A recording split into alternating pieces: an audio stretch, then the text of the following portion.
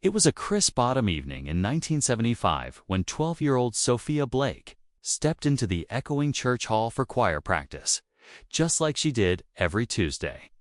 The smell of polished wood and faint candle wax hung in the air, and the voices of her classmates rose in warm harmony under the watchful eyes of their choir director. Sophia loved those evenings. She loved how the music wrapped around her, how it made her feel seen, even in a room full of people. But that night, something changed. When the practice ended and the parents gathered outside to pick up their children, Sophia was nowhere to be found. Her cello leaned against the wall near her usual chair, her coat still hanging on the peg by the door, but she had vanished. For hours, then days, then weeks, her family and the small town searched.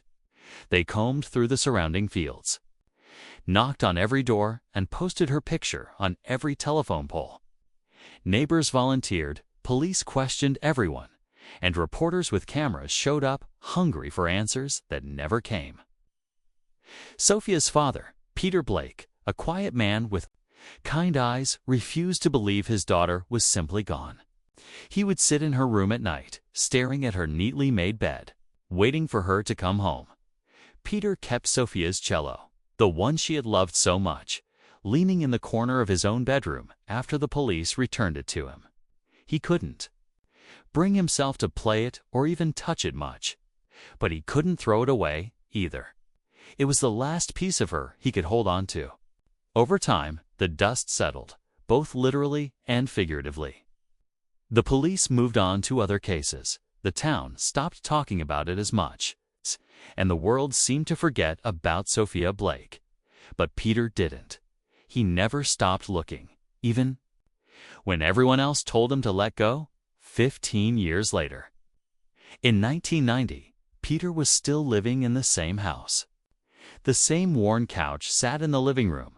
The same faded curtains framed the window where he used to watch her play outside. The cello was still there too, standing in its corner, silent and heavy with memory. One stormy night, as rain pelted the roof and wind rattled the windows, Peter got up from bed. Something about that night, maybe the loneliness, maybe the memories, pushed him to finally pick up the cello again. He set it down on the kitchen table, brushing off years of dust and cobwebs.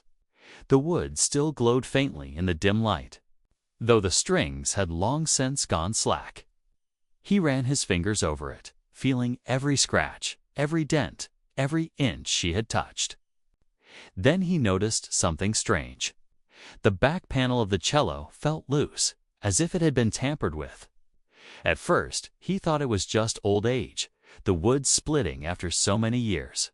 But when he pressed a little harder, he felt it shift. Peter fetched a screwdriver from the drawer and sat back down, his hands trembling. He didn't know why. Maybe it was just nerves, or maybe it was the weight of 15 years of unanswered questions suddenly pressing down on him. He started to pry the panel open, bit by bit, the faint creak of wood cutting through the sound of rain outside. What he found inside would change everything he thought he knew about that night. Tucked inside the hollow body of the cello were several yellowed envelopes, carefully folded and bound with a red ribbon. They looked old, but not as old as the cello itself. His hands shook as he pulled them out one by one, staring at the familiar handwriting on the front. Each was addressed to him. Each bore the same simple name written across the front, to Dad. Peter stared at the letters in disbelief, his mind spinning. How had they gotten there? Why had nobody found them when the police examined the cello all those years ago? He sat there for what felt like hours, the cello still lying open on the table beside him, the rain still falling outside. The first letter rested in his palm, waiting for him to open it. He wanted to tear into it immediately, but something stopped him, a kind of fear that once he read it, there would be no going back. What could she have written? Where had she been? Why had she hidden these letters instead of coming home? His breath came in shallow bursts as he finally slid his finger under the flap of the first envelope. heart hammering in his chest. And just as he unfolded the paper, just as his eyes began to make sense of the first few words written there, the kitchen light flickered and went out, plunging the room into darkness. The wind howled louder, rattling the windows, and the cello seemed to groan softly where it lay, as though it too had been holding a secret all these years. Peter sat frozen in his chair, the letter trembling in his fingers, unable to look away from the faint outlines of the words glowing in the pale light of the storm. Whatever was written on those pages was about to unravel the mystery that had haunted him for half his life, but it was also about to reveal something he was not. Sure, he was ready to know. What he read next would change everything. Peter could barely feel his fingers as he held that first letter. The weight of it seemed heavier than the cello itself, heavier than all the years he'd spent waiting, hoping, and grieving.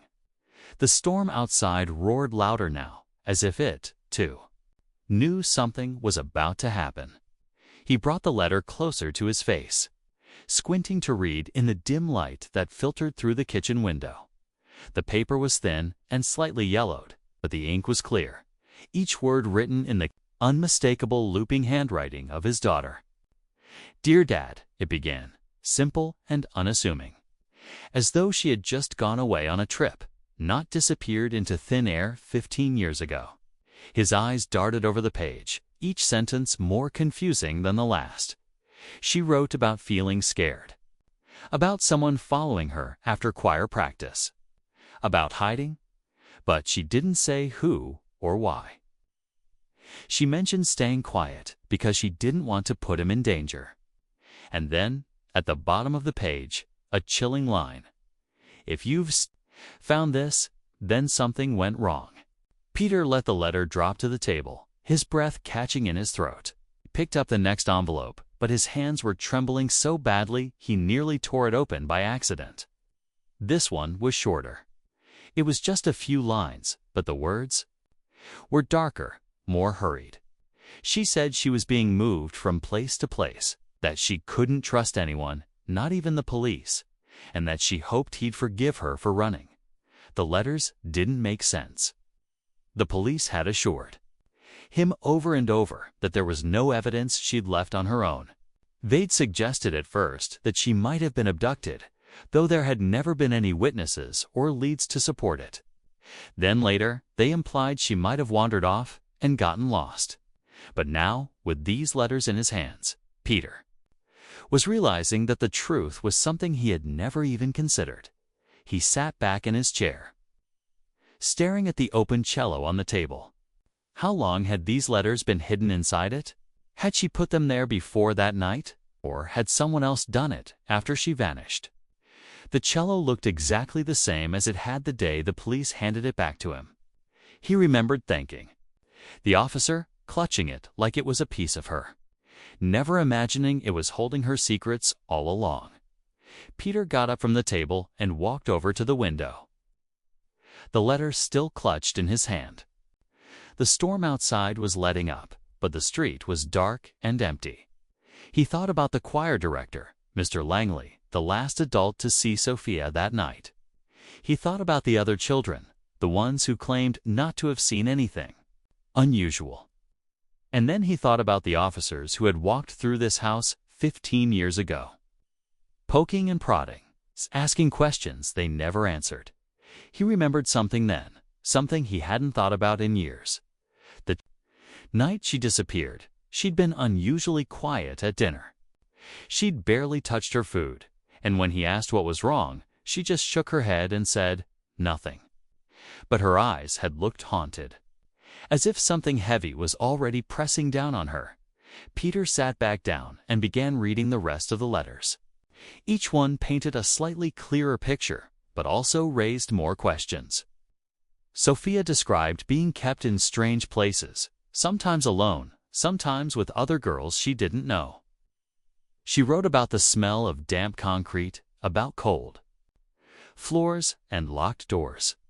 But she never named anyone, never said where she was.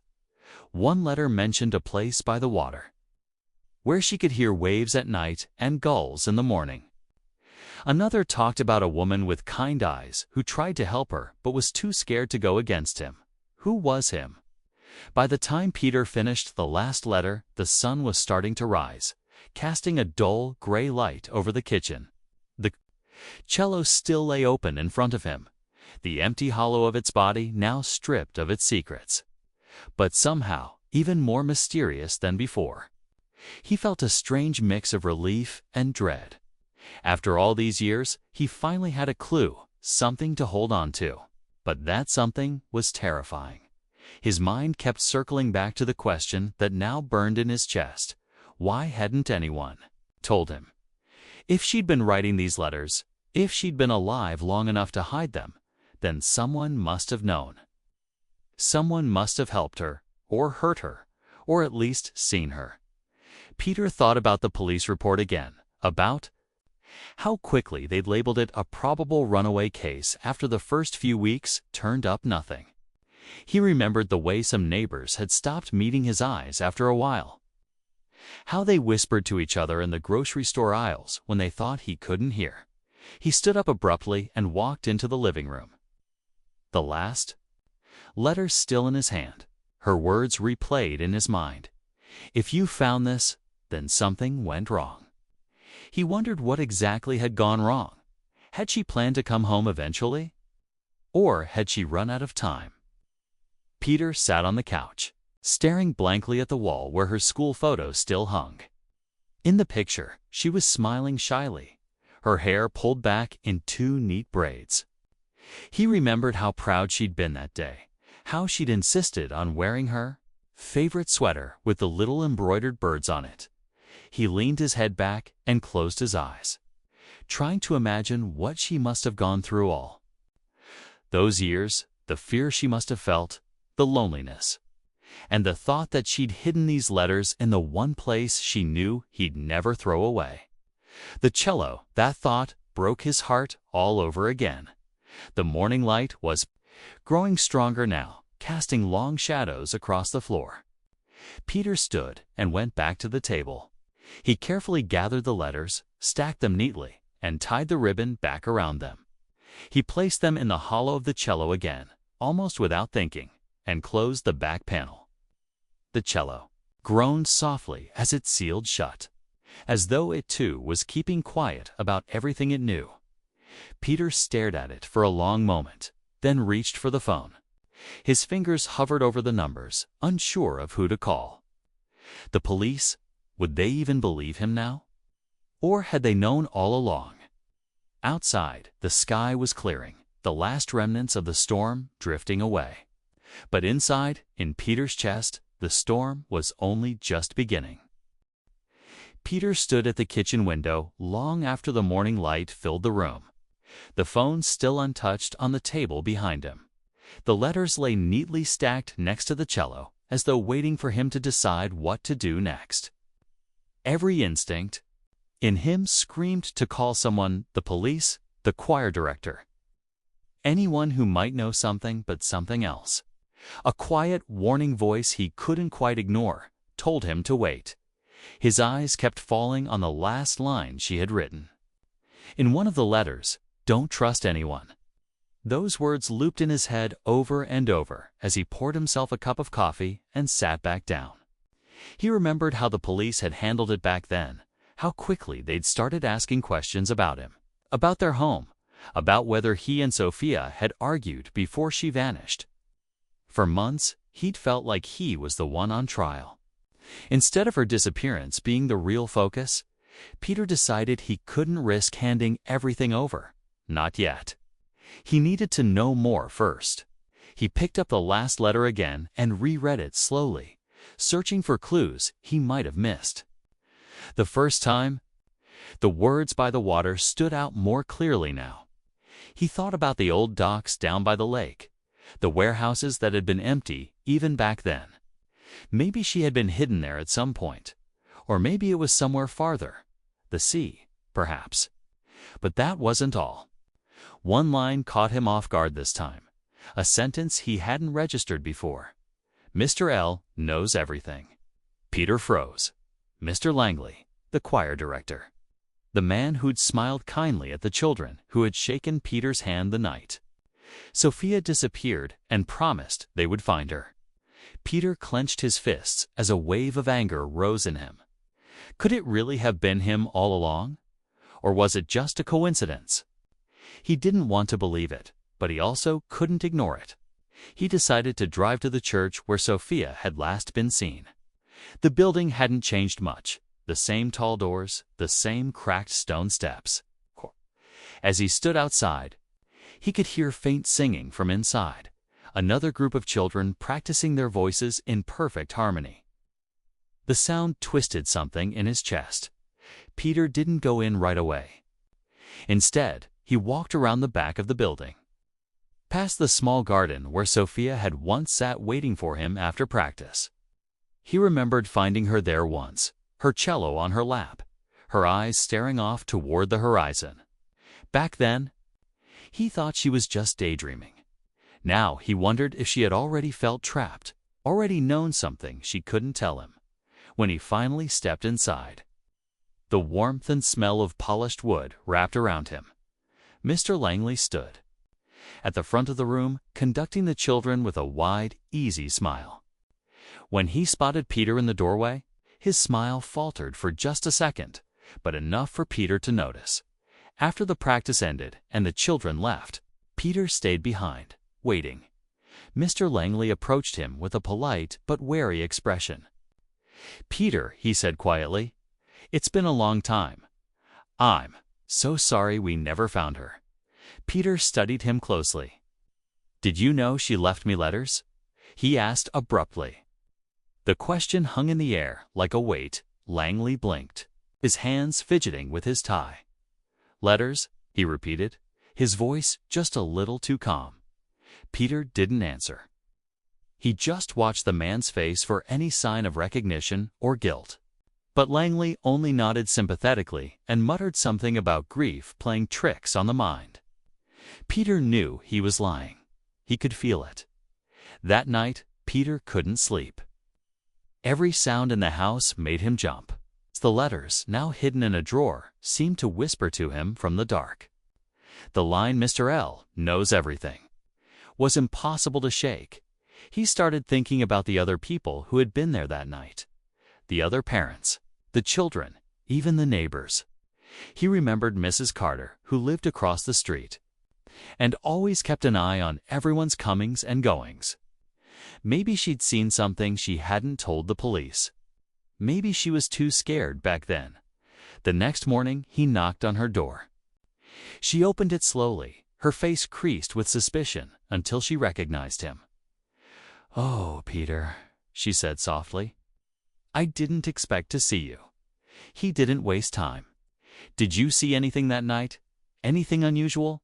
Please, that's important." Mrs. Carter hesitated, glancing over her shoulder before stepping aside and letting him in. She lowered her voice.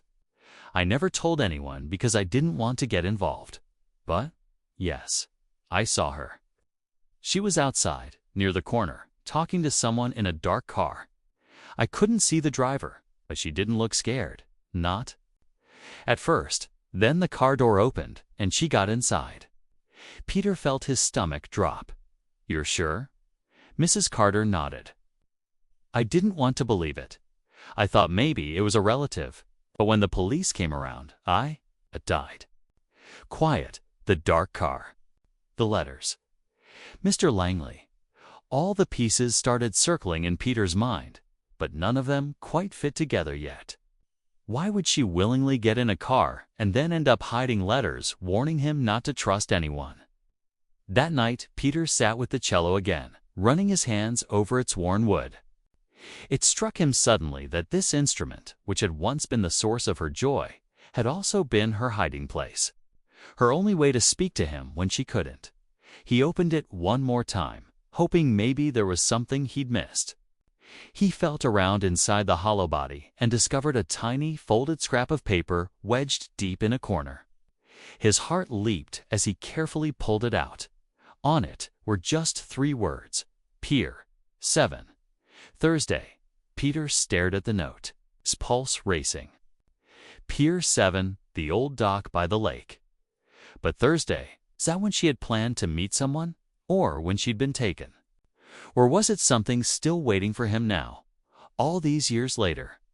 The thought made his hands go cold.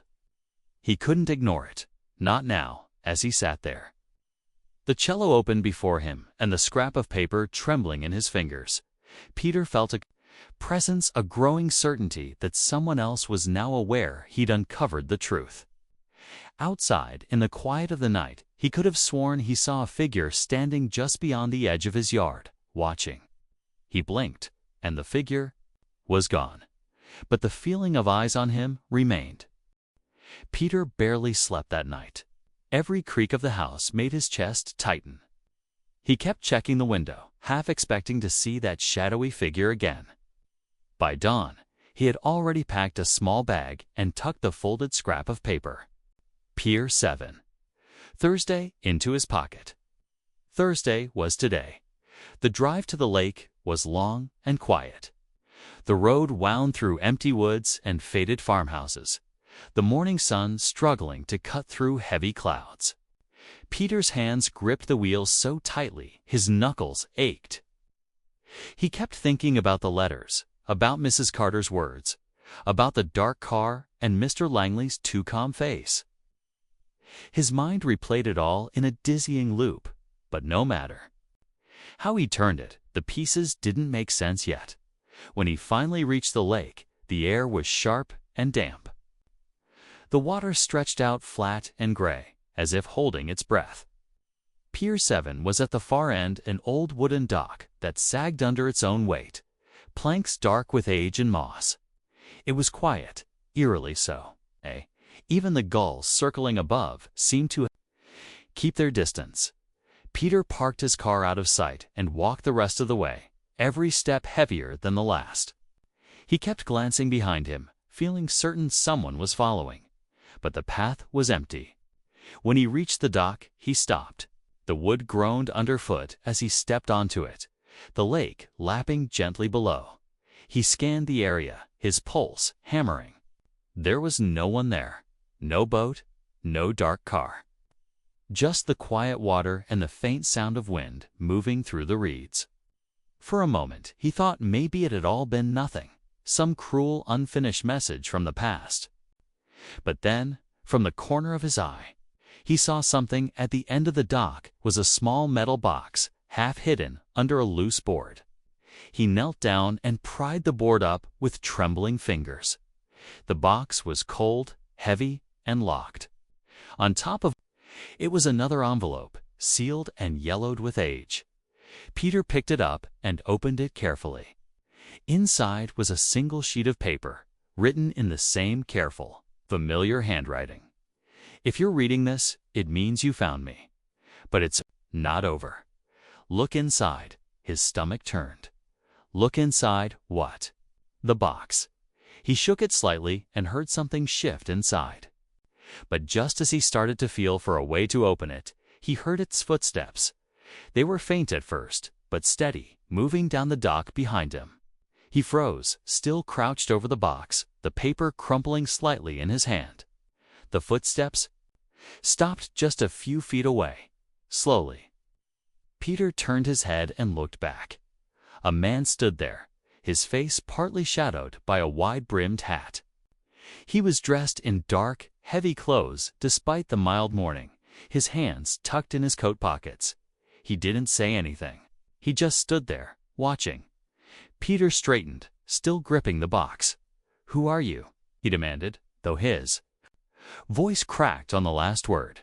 The man tilted his head slightly, but said nothing. Peter's mind raced. Was it Mr. Langley? Someone else. One of the people who had been in the car that night.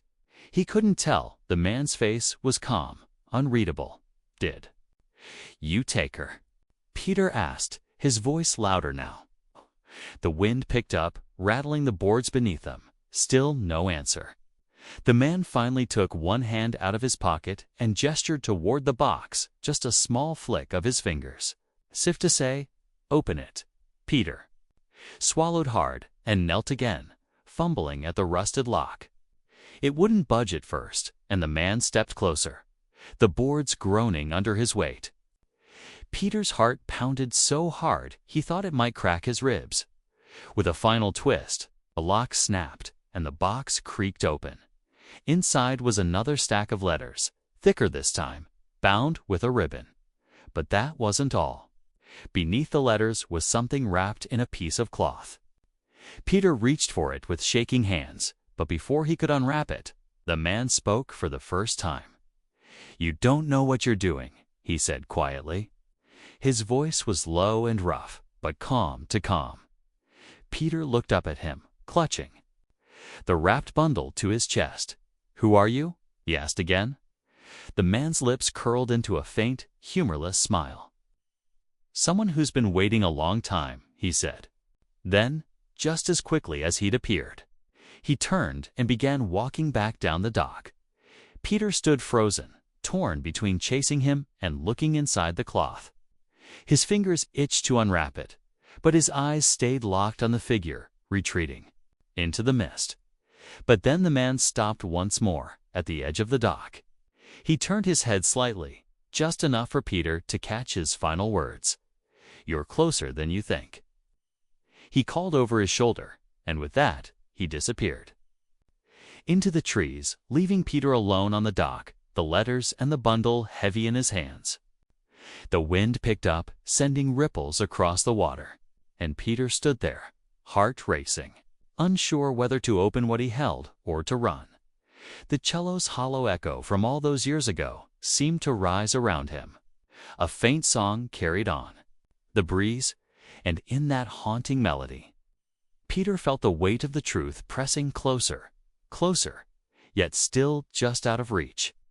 Peter stood there on the dock, the icy breeze cutting through his coat, the bundle in his hands feeling heavier with every passing second. The man's last words, "You're closer than you think," kept echoing in his mind, mingling with the faint memory of Sophia's voice humming a choir song in the background of his thoughts. He looked down at the cloth-wrapped object, his fingers trembling as he began to loosen the fabric. But before he could finish unwrapping it, something caught his attention, a flash of movement at the tree line where the man had disappeared. It wasn't him. This was someone else, a figure in a long coat, crouched low, watching him. For a split second, Peter froze, unsure if his mind was playing tricks on him. Then the figure darted back into the woods, fast and silent. A second watcher. Or had they been working together all along? Peter's instincts screamed at him to leave, but he couldn't, not yet. He forced himself to focus on the bundle, finally pulling back the last fold of fabric. Inside was a small, ornate wooden box, polished but scratched with age. On its lid, carved in delicate letters, was Sophia's name. His breath caught. With shaking hands, he lifted the lid. Inside was a cassette tape and another note. The note was even shorter than the last. "Play this where it all started, and come alone." Peter stared at the tape, the weight of its promise filling him with both dread and desperate hope. Where it all started. The church, of course. But before he could tuck it safely away, he heard something else, a sharp crack. Like a twig snapping, much closer this time. He spun around just in time to see another figure emerging from behind. A stack of old crates at the edge of the dock. This one was different. Not calm like the first man, not quiet like the figure in the trees. This one moved quickly, purposefully, and in their hands glinted something metallic, a crowbar or a pipe. Peter backed away instinctively, clutching the cassette and letters to his chest. The stranger didn't say anything, but closed the distance with steady, deliberate steps. Peter took another step back, feeling the boards of the dock groan under his weight. His mind raced. Was this about Sophia? Or had he stumbled into something even bigger? Before he could say anything, the stranger lunged, grabbing for the box in Peter's hands. Peter twisted out of the way, nearly losing his footing as the dock swayed beneath them. The bundle slipped from his grasp and clattered to the wooden Bored, the stranger dove for it, but Peter kicked it away, sending it skidding toward the edge of the dock. "Why?" Peter finally shouted, his voice raw with frustration and fear. "What do you want?" But the stranger said nothing, just straightened up and stared at him with dark, unreadable eyes. Then, with a strange sort of finality, they reached into their coat pocket and dropped something at Peter's feet before retreating back down the dock and disappearing into the fog. Peter stood there, heart pounding, staring at the small object that now lay on the boards. Slowly, he bent down and picked it up. It was a photograph of Fea, but not how he remembered her. She was older in this photo, maybe 15 or 16, her hair longer, her eyes shadowed. And she wasn't alone. Standing beside her was the first man from the dock, his hand on her shoulder. Peter's mind reeled. That couldn't be possible. She had vanished when she was just 12. How could there be a photograph of her years later? And what did it mean that the man had been with her? Suddenly, the quiet of the dock became unbearable. Every sound felt like a threat now, the whisper of the wind, the slap of the waves, the groan of the wood. He snatched up the cassette and photograph and ran back toward his car, his thoughts a whirlwind of confusion and fear. Driving back toward town, Peter couldn't shake the feeling of being watched. Every car that passed made him grip the steering wheel tighter. At one point, he glanced in the rearview mirror and swore he saw headlights lingering far behind him, never closing the distance but never falling away completely. When he finally reached home, the house seemed to loom darker than usual, its windows like watchful eyes. He rushed inside, locking the door behind him and pulling the curtains shut. Only then did he allow himself to breathe. On the kitchen table, he laid everything out: the letters, the cassette tape, the photograph. Together, they painted a picture that made less and less sense the longer he looked at it. Sophia, alive and older. The man from the dock with her. The mysterious figure who had tried to take the box. And that warning, "You're closer than you think." Peter picked up the cassette and turned it over in his hands. He hadn't owned a tape player in years, but something about the weight of it made his chest tighten. Whatever was on it, he knew, it would change everything. But as he was about to search the attic for an old player, his phone buzzed on the counter. The number was unknown. He hesitated, then answered. A woman's voice, low and hurried, came through the line. "You're making it worse," she whispered. "Stop now, or you'll end up like her." Peter's blood ran cold. "Who is this?" he demanded. But the line went dead. He stood there, phone still pressed to his ear, the silence of the house closing in around him. His mind was spinning now. Had Sophia really been alive all these years? And if so, where was she now? Why did so many people seem determined to keep him from finding out? As he set the phone down, something caught his eye, a slip of paper that hadn't been there before, tucked just under the kitchen door. Slowly, he bent to pick it up. In the same familiar handwriting, it said, "You're not ready yet." "But you will be." Midnight? The bell tower. Peter stared at the words, his breath coming faster now. The bell tower. Another piece of the puzzle, another place where answers and danger waited outside. The wind picked up, rattling the window panes. Somewhere beyond the glass, he thought he saw another figure standing in the shadows, watching, waiting, and, for the first time, he wondered if he was truly prepared for what he was about to uncover. Peter stood at the foot of the bell tower, staring up into the darkness above him. The clock's hands glowed faintly against the cloudy night sky, just shy of midnight. In his pocket, he could feel the photograph and the cassette pressing against his leg, as though urging him to keep moving. Every sound of the wind through the trees or creak of the tower's ancient wood made his heart lurch. The message midnight. The bell tower echoed in his mind like a drumbeat, carrying both a promise and a threat. With a deep breath, he pushed the heavy wooden door open and stepped inside. The air smelled of dust and damp stone. A narrow staircase spiraled upward, and he began to climb, each footstep on the stairs loud in the silence. About halfway up, he heard a faint melody drifting down from above, a hauntingly familiar tune. His stomach tightened. It was the same hymn Sophia used to sing at choir practice, her clear little voice carrying through the empty church long after everyone else had gone home. When he reached the top, the bell chamber opened up around him, moonlight filtering through the slats in the walls. And there she was, Sophia, older now, but unmistakable. She stood near the bell, her hands clasped in front of her, her hair falling in loose waves around her face. For a moment, Peter couldn't move. His throat closed and his hands shook as he whispered her name. She looked at him with an unreadable expression, then gave the faintest hint of a smile.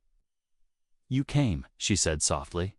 Peter stepped closer, every question that had tortured him for 15 years clamoring for an answer. "Where have you been? Why didn't you come home? Why all of this?" Her smile faded. "Because I couldn't," she replied. "And because someone had to stop him." Peter's confusion deepened, but before he could speak again, the bell tower door below slammed shut. Heavy footsteps pounded up the stairs. Peter spun around just as the first man from the dock appeared at the top of the staircase, his face hard and shadowed, a gun glinting faintly in his hand. "You weren't supposed to find her," the man growled. Peter moved instinctively to shield Sophia, but she stepped around him, her voice calm. "It's over, David," she said to the man. "He knows now." David froze, his eyes darting between her and Peter. "No," he said sharply. "You don't understand. He knows, everything falls apart." Sophia reached into her coat and pulled out a second cassette tape, holding it up where the moonlight caught it. "This is what you're afraid of, isn't it? The truth. It's all here. What you did. Why you kept me hidden. Everything." David took a step forward, his gun raising slightly. But before he could act, the sound of more footsteps thundered up the stairs. Peter turned to see two figures burst through the doorway, man and a woman, dressed in dark clothes but carrying badges. "Drop it." The woman barked, her own weapon trained on David. David hesitated, then slowly lowered his gun. The two agents quickly moved in, pinning him against the wall and snapping on handcuffs. He didn't resist, but his eyes burned with anger as he looked at Peter. "You don't know what you've done," he spat. Peter stared at Sophia, his mind racing. "What is happening?" he demanded. Sophia finally met his gaze, her eyes wet, but steady. "He worked for them," she explained, her voice breaking slightly. "It started when I overheard something at choir practice. Something about money, names, and people being taken. I didn't understand it at first, but they found out I heard. David came that night and told me if I ever went back home, they'd hurt you and Mom. So I left. He kept me hidden all these years, thinking no one would ever figure it out." Peter's chest ached as her words sank in. The letters, the box, the photograph. Sophia gave a faint nod. "I left clues, hoping someday you'd find me. And when you did, it would mean it was safe. That they'd made a mistake and let you get close enough to expose them. And you did." The agents led David toward the stairs. As he passed, he muttered under his breath, "It's not over. You think you've won, but you've only just started." The man's words sent a chill through Peter, but before he could respond, the woman agent spoke. "We have enough evidence now. Thanks to your daughter, you both should come with us. There's more you need to know." Peter turned back to Sophia, his hands trembling as he reached for her. She leaned into him, resting her head on his shoulder for the first time in 15 years. He held her tight, his mind spinning between relief and disbelief as they followed the agents down the stairs. Peter felt something strange in his coat. Putita's second photograph he didn't remember putting there. Frowning, he pulled it out. It wasn't of Sophia this time. It was of him standing at the dock earlier that day holding the bundle. And on the back, written in the same careful handwriting as the notes before, were 4 words that made his blood run cold.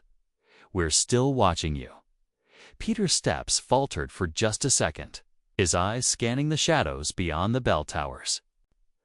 Door, somewhere out there, someone else was waiting. The nightmare wasn't over yet. Peter stood outside the bell tower as the cool night air rushed over him, the weight of everything that had just happened settling in his chest. Sophia stayed close by his side, her hand clutching his sleeve like she couldn't bear to let go. Again, the agents were still talking quietly among themselves a few feet away, their radios crackling now and then as more cars and more people arrived. Red and blue lights flashed faintly at the bottom of the hill, casting long shadows over the ground. For the first time in 15 years, Peter really looked at his daughter. She was older now, of course, her face sharper and her eyes carrying something heavy he couldn't yet name. But she was still his little girl, still the one who used to sing softly in the back seat of the car on their way home from church, still the one who'd laughed and spun in her white choir dress before she vanished from his life. They were guided to one of the waiting cars. The woman agent, her name was Harper, explaining everything as they walked. David was part of a group that trafficked information, money, and sometimes children to keep people quiet. Sophia heard and saw too much, so they made her disappear. We've been after him for years, but he stayed ahead of us. She's the one who cracked it open for us by keeping records all this time. Peter felt his throat tighten as he glanced at Sophia. "All this time, you were fighting this alone?" he asked softly. Sophia looked down, her voice barely above a whisper. "At first, I was scared. I didn't know who I could trust. Then, once I learned what they were doing, how big it really was, knew I had to find a way to stop them. David kept me hidden, but he underestimated me. I left clues for you because I couldn't do it alone anymore." The car began moving, the town sliding past outside the window. The quiet between them felt full now, not empty. Peter reached over and took her hand. For a long moment, she didn't move. Then her fingers curled around his, and she let herself lean against him. They were taken to a small safe house on the edge of town, where Harper and the other agent explained what would happen next. The tapes, the notes, and even the photograph Peter had found in his pocket would all be evidence now, part of a case that would likely take years to fully unravel. David and others from his network had already been detained that night, and more arrests were expected soon. "What about the message?" Peter asked suddenly, pulling the second photograph out of his coat. "We're still watching you." Harper glanced at it, her brow furrowing. "It's likely just a scare tactic," she said after a moment. "David's people will be scattered now. But we'll keep a close eye on you both until we're certain it's over." Peter didn't feel completely reassured, but he nodded. He didn't care what it took. He wasn't letting Sophia out of his sight again. Later that night, after everything calmed down and the agents left them to rest, Peter sat on the edge of the bed while Sophia stood at the window, staring out at the dark hills beyond. "Do you think," she began quietly, her voice cracking a little, "it'll ever feel normal again?" Peter looked at her reflection in the glass. The faint outline of her shoulders hunched as though she carried the weight of the whole world. He stood and walked to her side. "I don't know if it'll feel like before," he admitted, "but it'll feel better. We'll make it better, together." She turned then, and for the first time that night, he saw her smile. Faint but real. In the morning, they drove back to the house. It felt strange walking up the path, the door still locked, the the curtains still drawn just as he'd left them days earlier. But now, he wasn't alone. Sophia paused at the threshold, her eyes scanning the familiar front porch and the fading paint. On the doorframe she'd once helped him repaint. "I didn't think I'd ever see this place again," she murmured. Peter unlocked the door and pushed it open. Sunlight spilled into the kitchen, catching the photograph and cassette tape still sitting on the table where he'd left them. "You're home," he said simply. They spent the day quietly, moving through the rooms like they were rediscovering them. In the living room, Sophia sat at the old piano and ran her fingers gently over the keys, playing a few soft notes of the hymn she used to sing. Peter listened from the doorway, feeling a kind of fragile peace settle into the house. That evening, Harper called to say that David had already started talking. His confession, combined with the evidence Sophia had collected over the years, would be enough to ensure he never walked free again. Peter stood in the backyard under the stars that night, breathing in the cool air. Sophia joined him, carrying 2 mugs of tea. "They're saying you're a hero," he said. Glancing at her, she shook her head. "I just did what I had to do, to protect you, to stop them from hurting anyone else." Peter smiled faintly, reaching over to squeeze her hand. "Still a hero to me." As they stood there, Sophia suddenly reached into her pocket and handed him something folded piece of paper. "What's this?" he asked. "Something I never had the courage to send you," she admitted. He opened it slowly, revealing a letter, written in her familiar looping handwriting. It was dated 10 years earlier. "Dear Dad," it began. "If you're reading this, it means I couldn't come home yet, but I'm okay. Please don't stop looking for me. Someday, when it's safe, I'll find my way back to you. Love, Sophia." Peter folded the letter carefully and tucked it into his own pocket, his chest tight with both sorrow and gratitude. "You already did," he whispered. And she smiled through the tears that brimmed in her eyes. Over the next weeks, they settled into a quiet rhythm, Sophia slowly reclaiming pieces of her old life. They visited the church again, where she stood in the choir loft and looked out over the empty pews, her voice filling the space with a soft hymn as though no time had passed at all.